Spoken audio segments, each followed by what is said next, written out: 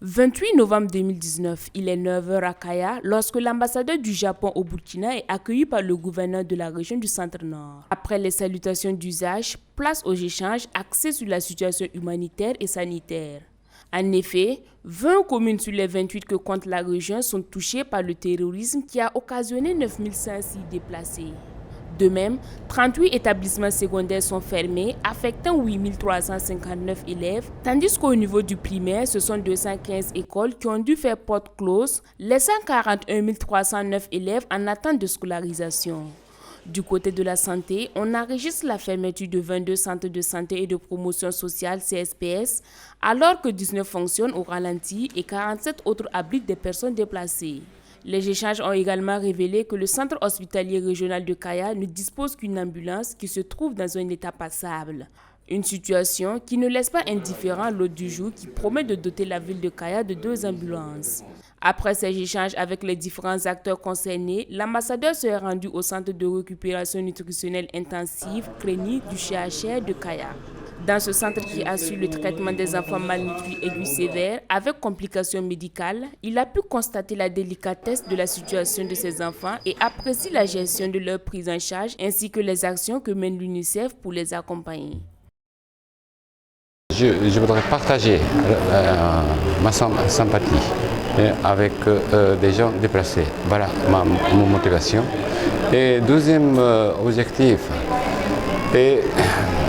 en consultant avec les dirigeants des cadres du gouvernement local, nous voulons reconfirmer la situation de sécurité de ces régions pour qu'on puisse réouvrir, de construire les écoles pour la formation des enseignants à 9 km de nord-ouest de Kaya. Cap est mis sur l'espace temporaire d'apprentissage et l'espace ami des enfants. Ces espaces accueillent plus de 1000 enfants dont l'âge varie entre 3 et 17 ans. Ils constituent des cadres pour aider ces derniers à se reconstruire et à trouver une routine rassurante à travers des activités ludiques et collectives. Et grâce à l'accompagnement de l'UNICEF et de ses partenaires comme l'ambassade du Japon, ces enfants bénéficient également d'un soutien psychosocial. Les enfants sont trésors de l'État. Donc le gouvernement burkinabé devrait soutenir absolument ces enfants de l'avenir pour la construction, pour le développement du pays. Et moi personnellement, en tant qu'ambassadeur, en collaboration avec l'UNICEF, je vais essayer de déployer tous mes efforts pour acquérir le budget pour ces enfants brillants.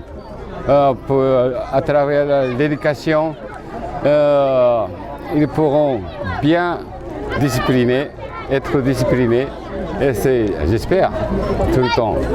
Et aussi les enseignants, les amateurs, leurs patients, que je suis très ému. Cette visite de l'ambassadeur du Japon a été l'occasion pour les responsables du centre de récupération nutritionnelle intensive CRENI de poser un certain nombre de doléances. L'hôte du jour a promis d'allouer des fonds à l'UNICEF en vue d'un accompagnement effectif de ces enfants malnutris et ou déplacés.